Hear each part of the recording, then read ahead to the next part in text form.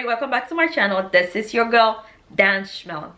So in the past I got a lot of questions like, what is the stock market? How does it work? Why do prices go up and down so randomly? And my favorite, how did the stock market start? I say it's my favorite because I never actually asked myself that question, and getting the answer to it actually was very interesting. But without much further ado, let's go ahead and get right into today's video. So how did the stock market start? So if you will go down history with me back into the 12th, 13th century, we will see that exploration was a big thing back then. A lot of countries would send out sailors to go and find new land and proclaim that new land as theirs. And so what these exploration activities did was they opened doors for trading. This meant trading for spices, clothes, fragrances, and whatever you want, you name it. However, the dilemma was that these trading trips were very expensive, and so a single trader on his own could not carry it out. And what happened was a lot of business owners or traders or merchants got together and pulled their savings together, and they would fund the trips from their country to a country like India, for example, and back, and they would share equally according to each person's contribution of the share of the expenses, the goods that were brought back from India. And so this brought about a joint stock company. Now the concept was very popular back then, and in 1602 the Dutch East India Company issued the first legal paper shares. This was a legal document that allowed you, or that let you know what fraction of the company you owned and owed in terms of like how much you actually needed to spend to fund the trips to go and come back and things like that. This concept was very successful and pervasive and caught on fire in other places like France, England, Portugal, Spain. And when it got to England, they decided to meet in coffee shops to determine better steps to go forward and make an elaborate scheme out of it, to discuss their businesses and how well they were doing, as well as other trading ventures. And this is how the concept of stock exchange was birthed. Now from England, when the English settled in America, the stock exchange came into America in Philadelphia, and it later on found itself in Wall Street. And now today we have stock exchanges like the New York Stock Exchange and all other stock exchanges around the world. Now I hope this answered your question, how the stock market started. It pretty much started as a means to be able to fund ships to go from one country to another, to bring back goods that needed to be traded amongst other people. Now let us see how the stock market works. So most companies, usually when they are formed, or if you decide to form your own company, it is a private company. If you do decide, however, to go public, you will usually hear terms like IPO, which means initial public offering.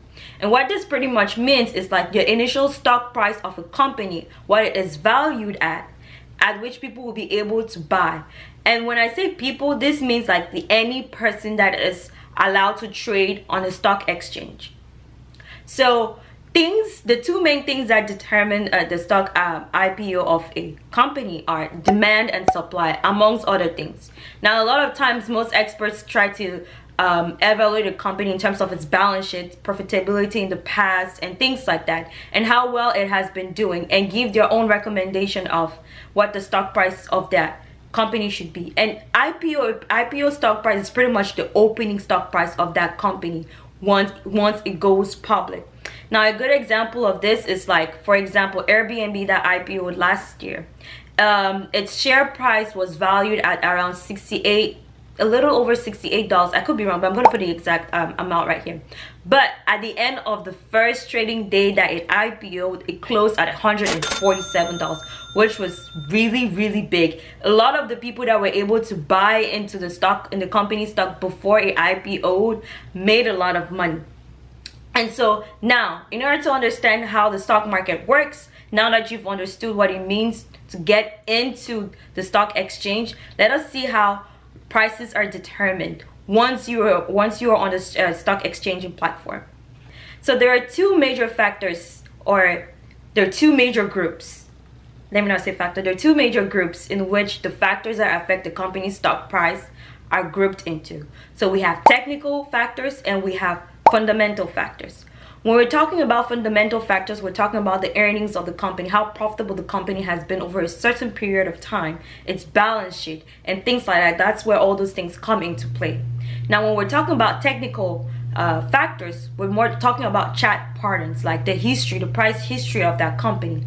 We're talking about public sentiment or investor sentiment about that company, and other things like economic factors like inflation or deflation or economic strength and things like that. All the external factors that can affect the company, or availability of raw materials in some cases. So those are the two main groups in which you can find the factors that affect the stock price. Now, not to bore you too much with all these details or to confuse you, but it all boils down to this: if something good happens to a company, the stock price goes up.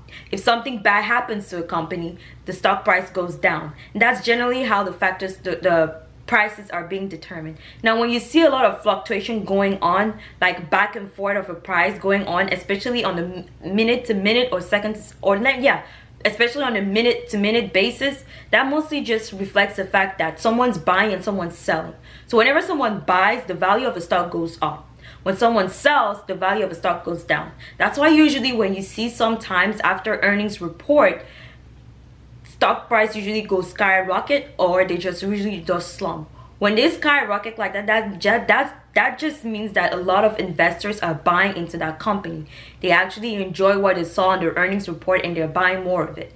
Now, usually what happens when the stock price goes down after an earnings report is sometimes could be the fact that investors are not necessarily happy about what they heard or saw in the earnings report, and so they decide to exit out of that company, and that's what drives the price of that company down. I hope this sheds some light on answers some of your questions you've had in the past in regards to like how what affects the price of a company and things like that, and how the stock market works. It can be a daunting experience, I know, but I hope this was actually a good general introduction into everything. Let me know what you think down in the comment section down below, and also please let me know in general what you think of the videos too. Please give this video a thumbs up. I really appreciate it, and it really encourages me to keep making some more videos. Remember, tell a friend to tell a friend. Let's all grow and make gains together. Thank you guys for watching, and hope you have a good day.